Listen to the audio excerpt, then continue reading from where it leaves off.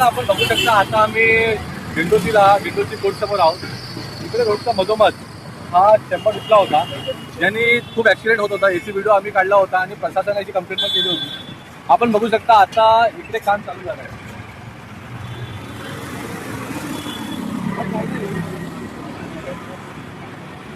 आप लोग बनाएंगे कितना भी चलेगा.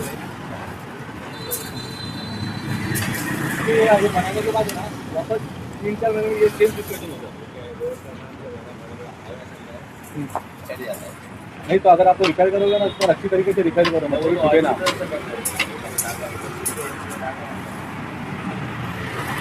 आप 2 महीने में 3 महीने में उसको नहीं बार बार ये हर महीने में यही प्रॉब्लम आ जाता है.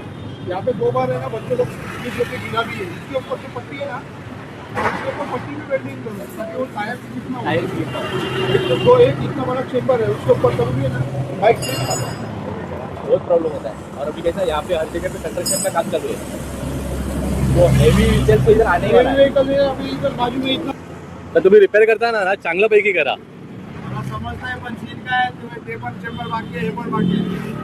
होणार तोपर्यंत हे नाही करू का पूर्ण रस्ता ब्लॉक करायचा. बरोबर. त्याच्याशिवाय पूर्ण तोडून नवीनच बनवायला लागणार आहे. ऑप्शन नाही आपल्याकडे. आता हे तुम्ही फक्त त्याला आता पूर्ण ट्रॅफिक होणार. तुम्हाला ट्रॅफिकची आवश्यकता माहिती नाही का? हे फक्त तुम्ही तात्पुरतं काम करता असं तुमचं म्हणणं आहे का?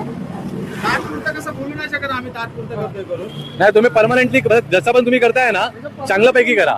परमनंट सोल्युशन आहे तर त्याला नवीन करायला लागणार. अच्छा, म्हणजे आता तुम्ही फक्त डागडुजी करताय. हा, डागडुजी करताय. तरी तुम्ही तुमचे जे पण सिनियर असणार, महानगरपालिका अधिकारी असणार, त्यांना तुम्ही बोला की चांगल्यापैकी काम करायला. परत 10 दिवसांनी हे परत तुटणार, मग त्याला काय अर्थ? नुसती डागडुजी करून उपयोग नाही ना. त्याला परमनंट